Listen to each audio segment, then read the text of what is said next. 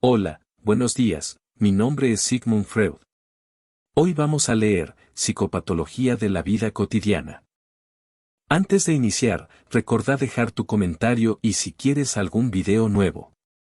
Bueno, comencemos con 1. El olvido de nombres propios. 2. Olvido de palabras extranjeras.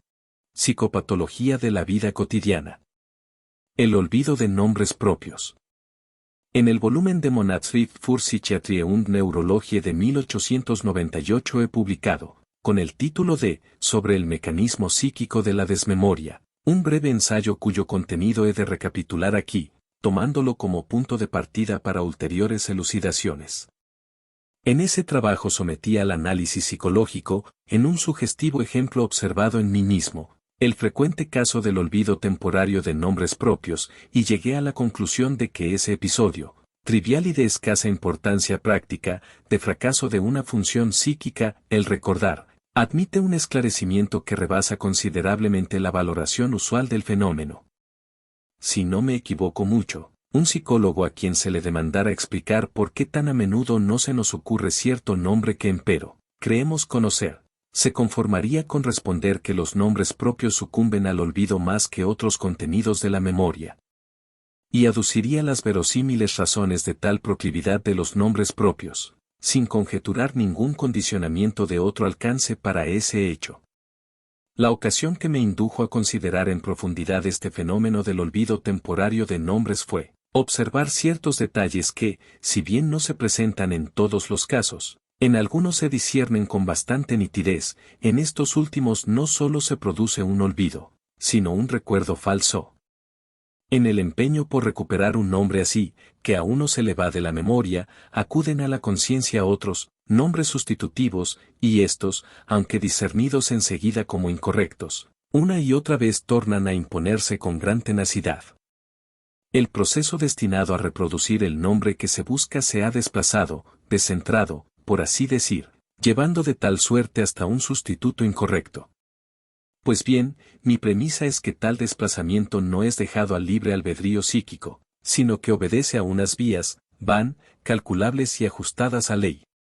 Con otras palabras, conjeturo que el nombre o los nombres sustitutivos mantienen un nexo pesquisable con el nombre buscado, y espero que, si consigo rastrear ese nexo, habré de arrojar luz también sobre el proceso del olvido de nombres. En el ejemplo que en 1898 escogí para analizar, me empeñaba yo vanamente en recordar el nombre del maestro de cuya mano proceden, en la catedral de Orvieto, los grandiosos frescos sobre las cosas últimas. En lugar del buscado Signorelli, se me imponían otros dos nombres de pintores, Botticelli y Boltraffio, que enseguida y de manera terminante mi juicio rechazaba por incorrectos. Cuando otra persona hubo de comunicarme el nombre verdadero, lo discerní al punto y sin vacilar. La indagación de los influjos y los caminos asociativos por los cuales la reproducción se había desplazado de aquella manera desde Signorelli hasta Botticelli y Boltraffio, me condujo a las siguientes conclusiones. A. La razón de que se me pasara de la memoria el nombre de Signorelli no debe buscarse en una particularidad del nombre como tal, ni en un carácter psicológico del nexo en que se insertaba. El nombre olvidado me era tan familiar como uno de los nombres sustitutivos, Botticelli, y muchísimo más que el otro, Boltraffio, de cuyo portador apenas sabía indicar otra cosa que su pertenencia a la escuela de Milán. Y en cuanto al nexo dentro del cual sucedió el olvido, me parece inocente y no produce un ulterior esclarecimiento. Viajaba yo en coche con un extraño desde Ragusa, en Dalmacia, hacia una estación de Herzegovina. Durante el viaje dimos en platicar sobre Italia, y yo pregunté a mi compañero si ya había estado en Orvieto y contemplado allí los famosos frescos de X.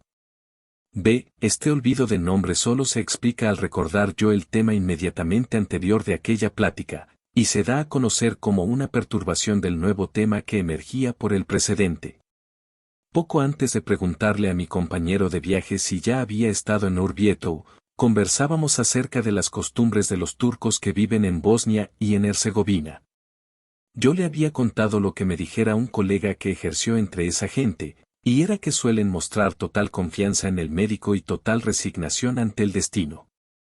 Cuando es forzoso anunciarles que el enfermo no tiene cura, ellos responden, Señor, no hay nada más que decir. Yo sé que si se lo pudiera salvar, lo habría salvado. En estas frases ya se encuentran las palabras y nombres, Bosnia, Herzegovina, que se pueden interpolar en una serie asociativa entre Signo Aureli y Botticelli, Boltraffio. C. Supongo que la serie de pensamientos sobre las costumbres de los turcos en Bosnia, etc., cobró la capacidad de perturbar un pensamiento siguiente porque yo había sustraído mi atención de ella antes que concluyera. Lo recuerdo bien, quería yo contar una segunda anécdota que en mi memoria descansaba próxima a la primera. Estos turcos estiman el goce sexual por sobre todo, y en caso de achaques sexuales caen en un estado de desesperación que ofrece un extraño contraste con su resignada actitud ante la proximidad de la muerte. Uno de los pacientes de mi colega le había dicho cierta vez, ¿sabes tú, cuando eso ya no ande, la vida perderá todo valor? Yo sofoqué la comunicación de ese rasgo característico por no querer tocar ese tema en plática con un extraño. Pero hice algo más, desvié mi atención también de la prosecución de estos pensamientos, que habrían podido anudárseme al tema, muerte y sexualidad. Estaba por entonces bajo el continuado efecto de una noticia que había recibido pocas semanas antes, durante una breve residencia en Trafoi. Un paciente que me importaba mucho había puesto fin a su vida a causa de una incurable perturbación sexual. Sé con precisión que en todo asterisco aquel viaje a Herzegovina no acudió a mi recuerdo consciente ese triste suceso, ni lo que con él se entramaba. Pero la coincidencia Trafoi, Boltraffio me obliga a suponer que en aquel tiempo la reminiscencia de lo ocurrido con mi paciente, no obstante el deliberado desvío de mi atención, se procuró una acción eficiente dentro de mí. D. Ya no puedo concebir el olvido del nombre de Signo Aureli como algo casual. Debo admitir el influjo de un motivo en este proceso. Fueron unos motivos los que me hicieron interrumpirme en la comunicación de mis pensamientos sobre las costumbres de los turcos, etc., y, además, me influyeron para excluir que devinieran conscientes en mi interior los pensamientos a ello anudados, que habrían llevado hasta la noticia recibida en Trafoi. Por tanto, yo quise olvidar algo, había reprimido algo. Es verdad que yo quería olvidar otra cosa que el nombre del maestro de Orvieto, pero esto otro consiguió ponerse en conexión asociativa con su nombre, de suerte que mi acto de voluntad erró la meta, y yo olvidé lo uno contra mi voluntad cuando quería olvidar lo otro adrede. La aversión a recordar se dirigía contra uno de los contenidos, la incapacidad para hacerlo surgió en el otro. El caso sería más simple, evidentemente, si aversión e incapacidad de recordar hubieran recaído sobre un mismo contenido. Y, por su parte, los nombres sustitutivos ya no me parecen tan enteramente injustificados como antes del esclarecimiento, me remiten, al modo de un compromiso, tanto a lo que yo quería olvidar como a lo que quería recordar, y me enseñan que mi propósito de olvidar algo ni se logró del todo ni fracasó por completo. Asaz llamativa es la índole del enlace que se estableció entre el nombre buscado y el tema reprimido, el tema de muerte y sexualidad, dentro del cual intervienen los nombres Bosnia, Herzegovina, Trafoi. El esquema que ahora intercalo, figura 11, trayéndolo del ensayo de 1898, procura figurar gráficamente ese enlace. El nombre de Signo Aureli está ahí separado en dos fragmentos. De los pares de sílabas, uno retorna inmodificado en uno de los nombres sustitutivos, Eli, y el otro, merced a la traducción Signor, Señor, ha cobrado múltiples y diversos vínculos con los nombres contenidos en el tema reprimido, y por eso mismo se perdió para la reproducción. Su sustituto se produjo como si se hubiera emprendido un desplazamiento a lo largo de la conexión de nombres, Herzegovina y Bosnia, sin miramiento por el sentido ni por el deslinde acústico entre las sílabas. Vale decir que en este proceso los nombres han recibido parecido trato que los pictogramas de una frase destinada a transmudarse en un acertijo gráfico, rebus. Y de todo el trámite que por tales caminos procuró los nombres sustitutivos en lugar de Signo Aureli, no fue dada noticia alguna a la conciencia. En un primer abordaje no se rastrea, entre el tema en que se presenta el nombre de Signo Aureli y el tema reprimido que lo precedió en el tiempo, Un vínculo que rebase ese retorno de las mismas sílabas, o, más bien, secuencias de letras.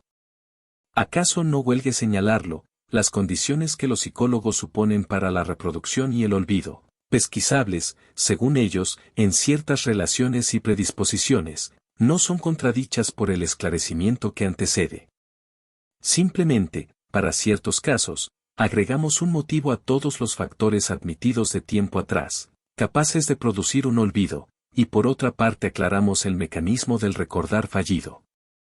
También para nuestro caso son indispensables aquellas predisposiciones. Ellas crean la posibilidad de que el elemento reprimido se apodere por vía asociativa del nombre buscado y lo arrastre consigo a la represión. ¿Acaso ello no habría acontecido con otro nombre que poseyera unas condiciones de reproducción más favorables? Es verosímil, en efecto, que un elemento sofocado se afane siempre por prevalecer en alguna otra parte, pero solo alcance este resultado allí donde unas condiciones apropiadas lo solicitan. En otros casos sobreviene una sofocación sin perturbación funcional o, como podemos decir con acierto, sin síntomas. Resumamos ahora las condiciones para el olvido de un nombre con recordar fallido. 1. Cierta predisposición para su olvido. 2. Un proceso de sofocación transcurrido poco antes. Y 3. La posibilidad de establecer una asociación extrínseca entre el nombre en cuestión y el elemento antes sofocado. Es probable que no debamos exagerar esta última condición, pues posiblemente se cumpla en la inmensa mayoría de los casos, dado que los requisitos que debe cumplir la asociación son mínimos. Otro problema, y de más profundo alcance, es saber si tal asociación extrínseca puede ser, en efecto, condición suficiente para que el elemento reprimido perturbe la reproducción del nombre que se busca, o sea, si no hace falta todavía un nexo más íntimo entre los dos temas. En un abordaje superficial, uno tendería a rechazar este último reclamo y a considerar suficiente la contigüidad en el tiempo, a despecho de contenidos enteramente dispares. Pero en una indagación profundizada se descubre, para más y más casos, que los dos elementos enlazados por una asociación extrínseca, el reprimido y el nuevo, poseen por añadidura un nexo de contenido, cuya existencia se puede demostrar también en el ejemplo de Signorelli. El valor de la intelección que hemos ganado con el análisis del ejemplo de Signorelli depende, claro está, de que queramos declarar típico este caso, o lo consideremos solo un suceso aislado. Y bien, debo aseverar que el olvido de nombres con recordar fallido, tal como lo resolvimos en el caso de Signorelli, es de frecuentísima ocurrencia. Casi todas las veces que pude observar en mí mismo este fenómeno, fui capaz de explicármelo también por represión, de la manera ya consignada. Tengo que aducir todavía otro punto de vista en favor de la naturaleza típica de nuestro análisis. Creo ilícito separar por principio el caso del olvido de nombres con recordar fallido de aquellos otros en que no acudieron nombres sustitutivos incorrectos. Es que estos últimos surgen de manera espontánea en cierto número de casos, pero en otros, en que no afloraron así, se puede hacerlos emerger concentrando la atención, y entonces muestran con el elemento reprimido y con el nombre buscado los mismos vínculos que en aquellos se rastrean. Para el devenir consciente del nombre sustitutivo parecen decisivos dos factores, en primer lugar, el empeño de la atención y, en segundo, una condición interna propia del material psíquico. Buscaría esta última en la mayor o menor facilidad con que se establezca entre ambos elementos la asociación extrínseca requerida. Así pues, buena parte de los casos de olvido de nombres sin recordar fallido se asimilan a los casos con formación de nombres sustitutivos para los que rige el mecanismo del ejemplo de Signorelli. Es claro, no tendré la osadía de afirmar que todos los casos de olvido de nombres deban incluirse en ese mismo grupo. Los hay, sin duda, de proceso mucho más simple. Habremos expuesto la relación de cosas con la suficiente cautela si enunciamos. Junto al olvido simple de nombres propios, se presenta también un olvido que está motivado por represión. Olvido de palabras extranjeras. El léxico usual de nuestra lengua materna parece a salvo del olvido dentro del campo de una función normal. Notoriamente, no sucede lo propio con los vocablos de una lengua extranjera. La predisposición a olvidarlos preexiste para todas las partes del discurso, Y un primer grado de perturbación funcional se muestra en la desigual medida con que disponemos del léxico extranjero según nuestro estado general o nuestra fatiga. En una serie de casos, este olvido se cumple siguiendo el mecanismo que nos ha revelado el ejemplo de Signorelli. Como prueba, he de comunicar un único análisis, pero de valor singular por sus peculiaridades, sobre un caso en que se olvidó una palabra, que no era un sustantivo, de una cita latina. Permítaseme exponer por extenso y plásticamente el pequeño episodio. El verano pasado renové, también durante un viaje de vacaciones, mi trato con un joven de formación académica, quien, como pronto hube de notar, estaba familiarizado con algunas de mis publicaciones psicológicas. La plática recayó, ya no sé cómo, sobre la situación social del estamento del pueblo al cual ambos pertenecemos, y él, ambicioso, se desahogó en lamentos por estar su generación, según sus expresiones, condenada a no desarrollar sus talentos y a no poder satisfacer sus necesidades. Concluyó su discurso, de tono apasionado, con el consabido verso virgiliano en que la desdichada Daido difiere a la posteridad su venganza contra Eneas, exoriare. O, más bien, quiso así concluirlo, pues no le salió la cita y procuró encubrir una evidente laguna de su recuerdo mediante una transposición de palabras, exoriar, ex nostris osibusultor. Al fin dijo, enojado, por favor, no ponga cara tan burlona, como si disfrutara con mi turbación, y ayúdeme usted. En ese verso falta algo. ¿Cómo dice, completo? De muy buena gana le respondí con la cita correcta, exordiar, aliquis nostris exosibusultor. Qué tontera olvidar esa palabra. Pero usted sostiene que nada se olvida sin razón. Me gustaría saber cómo di yo en olvidar ese pronombre indefinido, aliquis. Recogí el desafío gustosísimo, pues me prometía un aporte para mi colección. Le dije, pues. Enseguida podremos averiguarlo. Solo tengo que rogarle me comunique usted con sinceridad y sin crítica alguna todo cuanto se le ocurra, dirigiendo usted, sin propósito definido, su atención sobre la palabra olvidada. Bien, entonces doy en la risible ocurrencia de dividir la palabra de la siguiente manera, liquis. ¿Qué significa eso? No sé. ¿Qué más se le ocurre? Eso se prosigue así, reliquias, liquidación, fluidez, flujo. ¿Ahora ya sabe usted algo? No, todavía no. Pero continúe usted. Pienso, prosiguió con irónica sonrisa, en Simón de Triento, cuyas reliquias he visto hace 2 años en una iglesia de Triento.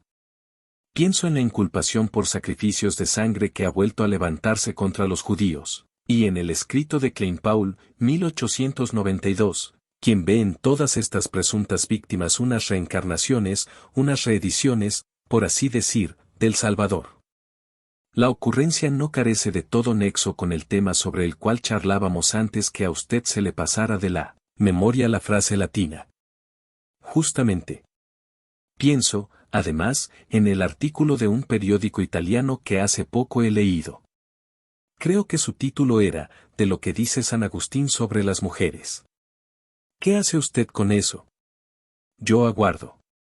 Entonces, ahora acude algo que carece de toda conexión con nuestro tema. Absténgase usted, se lo ruego, de toda crítica y... Ya lo sé. Me acuerdo de un espléndido señor anciano con quien me topé la semana pasada en el viaje. Un verdadero original. Parece un gran pájaro de presa. Se llama, por si le interesa, Benedicto. Bien, por lo menos una serie de santos y de padres de la Iglesia, San Simón, San Agustín, San Benedicto. Creo que hay un padre de la Iglesia llamado Orígenes. Por lo demás, 3 de esos nombres son también nombres de pila, como Paul en el apellido Klein Paul. Ahora se me ocurre San Genaro y su milagro de la sangre. Hallo que eso sigue adelante mecánicamente.